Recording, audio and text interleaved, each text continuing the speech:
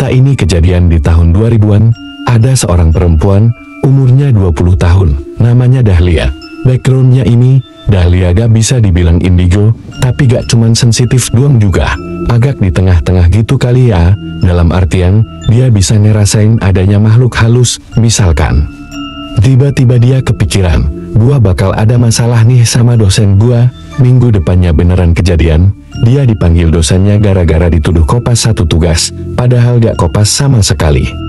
Tapi poinnya yang dibilang tadi, kalau dia mikirin sesuatu, gak berapa lama setelah itu bisa kejadian. Apa yang dia pikirin, dia kayak punya vision, dia bisa ngelihat makhluk halus, tapi gak bisa ngelihat jelas itu apa, dan dia bisa ngelihat masa depan.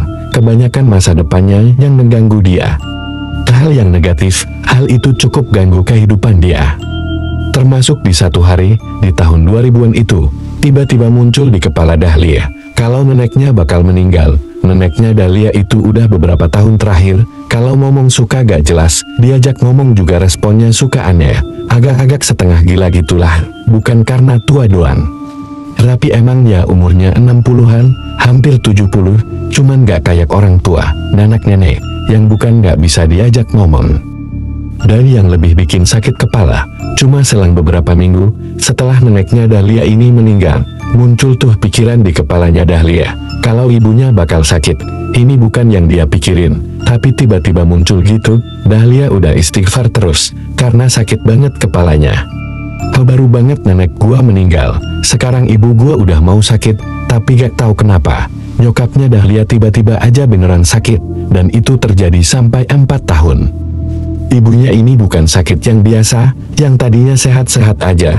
Ibunya sering aktivitas, bergaul sama orang. Sekarang ibunya gampang lemes, gampang banget capek, sering banget cuma tiduran di tempat tidur doang, dan kalau diajak ngobrol gak nyambung, suka marah-marah sendiri juga. Dan sampai di tahun keempat itu, ibunya Dahlia meninggal, karena sakit yang parah banget, dibawa ke dokter, tapi gak sempet diselamatin, dan selama 4 tahun itu pun ibunya ini berobat terus ke dokter. Tapi penyakitnya gak jelas apa, dibilang demam ringan. Setelah dikasih obat, beberapa hari sembuh. Habis itu sakit lagi, dan gitu-gitu aja sakitnya. Dan gak sampai situ aja, selama 4 tahun terakhir itu, sempat ada pikiran dari si Dahlia di kepalanya dia. Kayak apa ini dosa turunannya, yang tadinya nenek gua sakit, terus abis itu ibu gua, bakal ke gua juga gak nih? Dan ternyata salah satu dari pikiran Dahlia yang jadi kenyataan, benar aja. Beberapa hari setelah ibunya Dahlia meninggal, di keadaan yang lagi hancur banget itu, gua merasa dia sering banget diikuti. Dahlia gak bisa lihat wujudnya kayak gimana, wujud si sosok yang ngikutin dia, yang tadi gua bilang, karena emang dia cuma bisa ngerasain doang, tapi Dahlia ini ngerasa dia sering banget diikutin. Dia ke kantor, dia ngerasa kayak diikutin, di jalan juga kayak ada yang ngeliatin dia, bahkan sampai Dahlia tidur pun, dia ngerasa kalau dia diliatin, padahal dia tidur sendiri doang di kamarnya.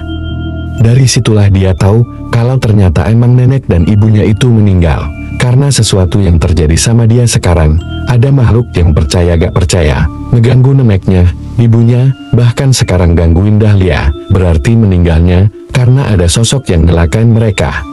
Permasalahannya ini, sejak kakeknya Dahlia meninggal yang udah lama banget, neneknya ini diurus sama keluarga Dahlia, di 8 tahun lalu, dan setelah ibunya Dahlia meninggal. Akhirnya Dahlia cuma tinggal sama bapaknya doang berdua, karena Dahlia ini anak tunggal, dan permasalahannya lagi, bapaknya Dahlia ini gak percaya banget sama hal-hal mistis. Jadi dari dulu Dahlia simpan ini sendiri, dia gak pernah cerita kalau dia bisa sensitif, atau dia bisa dalam tanda kutip melihat masa depan. Dia gak pernah cerita ke bapaknya, karena bapaknya juga gak peduli, dan gak percaya sama hal-hal kayak gitu. Karena takut makin menjadi-jadi, dan amit-amit Dahlia nasibnya bisa sama kayak ibu dan neneknya. Dia coba ngomong pelan-pelan ke bapaknya, sekali dicoba, gak percaya tuh bapaknya, malah Dahlia diomelin balik.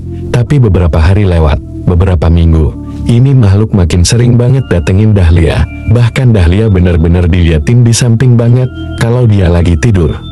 Bener-bener di samping dia persis, tapi Dahlia masih gak tahu bentukan sosok ini kayak gimana, tapi bener-bener kerasa keganggu banget. Makin lama makin diganggu si makhluk ini, dan Dahlia makin resah. Sampai Dahlia pun stres, dan sering banget sakit. Badannya gampang lemes, suka susah tidur gara-gara gak tenang. Pikiran juga keganggu banget dengan adanya si makhluk yang ngikutin dia ini. Beberapa kali Dahlia juga udah coba lagi buat ngomong ke bapaknya, dibawa ke dokter pun hasilnya sama aja. Kasusnya sama aja kayak ibunya dulu, dikasih obat, sehari 2 hari sembuh. Habis itu sakitnya muncul lagi, memang lemes. Jadi sakitnya tuh gak cuman fisik, tapi sampai mentalnya Dahlia juga, yang tadinya fisik, tapi setelah itu mental juga kena. Akhirnya dia stres gara-gara diikutin. Karena yang dia dulu cuma bisa ngerasain adanya makhluk halus, sekarang makhluk halusnya dirasain hampir setiap hari.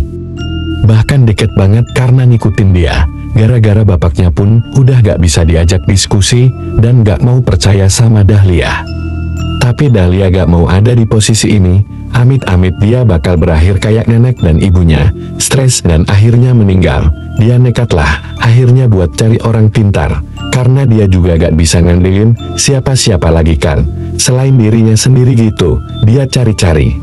Akhirnya ketemulah ada satu orang ustadz yang bisa bantuin Dahlia. Agak takut juga tuh dia, karena gak ada yang nemenin kan, cuman pikiran dia mending ini dijalanin sendiri, karena dia gak mau ini makin parah juga.